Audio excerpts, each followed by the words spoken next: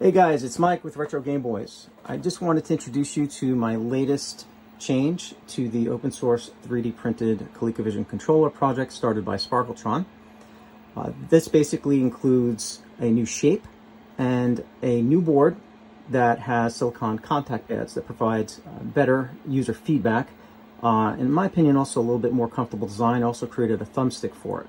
But before I go into this, I just want to talk about the older project.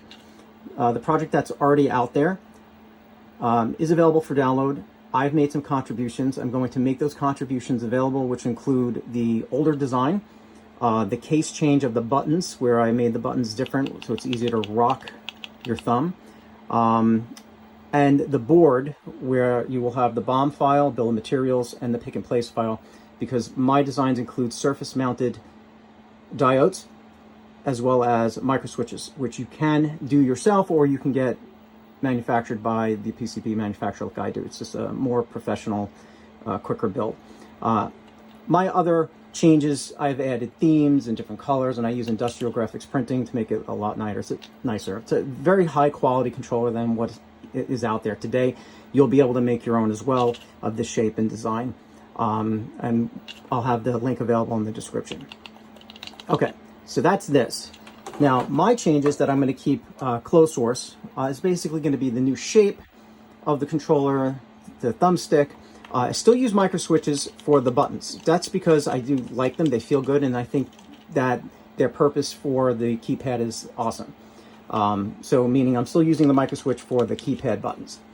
But now I have silicon contact pads for the fire buttons and for the joystick.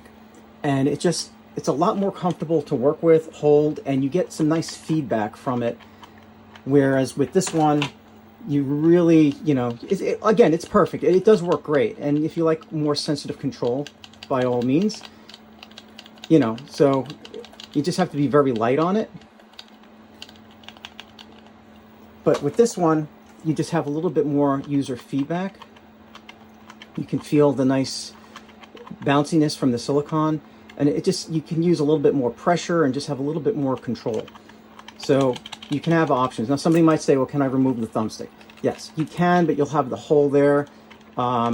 It's really meant to be used with the thumbstick. I'm probably going to make a little bit more tweaks to the D-pad, but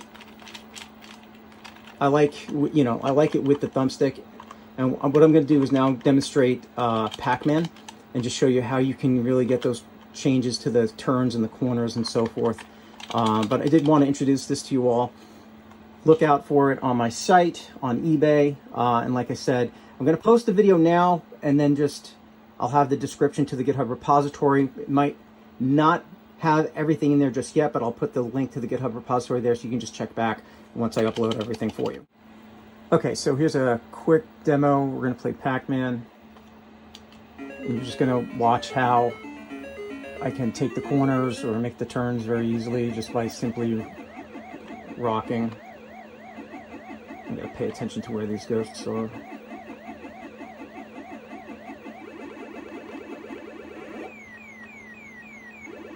And what I like about this is that you can actually kind of lean on it and put the pressure on it like you need to.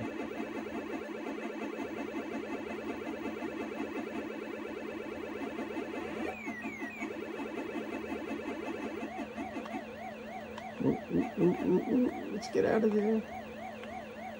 Here we go. Now you're just going to watch me play the game.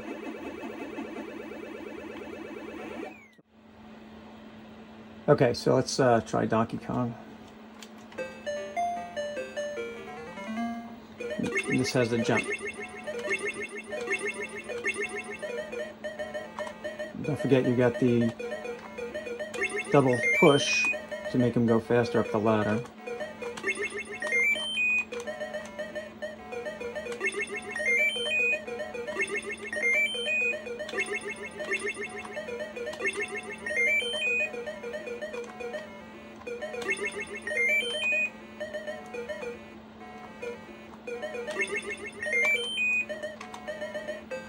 Okay, so that's Donkey Kong.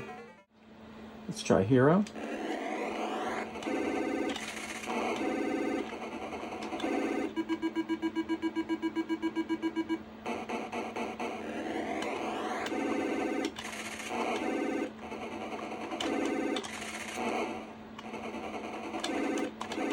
Because there's certain games you're going to have different levels of precision.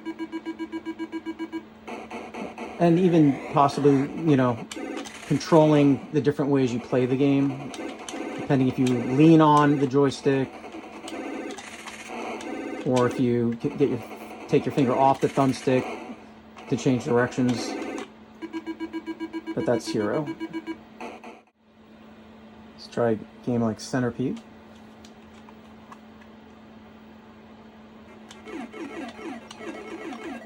So this, depending on how you want to use it, it seems like it's got some acceleration, like an exponential acceleration where the longer you hold it, the faster it moves across. So short movements, so you can get a little bit more precision. But if you hold it, he seems to fly across the screen a lot faster. But completely playable.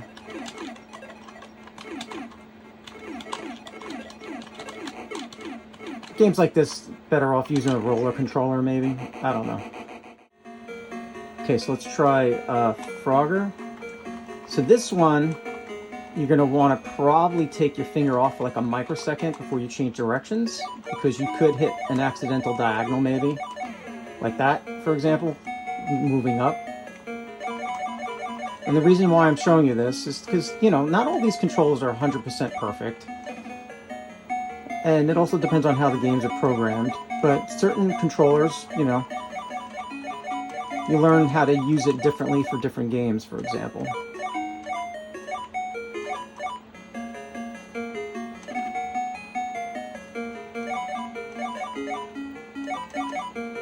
But you can see these games are definitely playable. Alright guys, I think this was long enough. If you have any questions, let me know. I'll talk to you soon. Take care.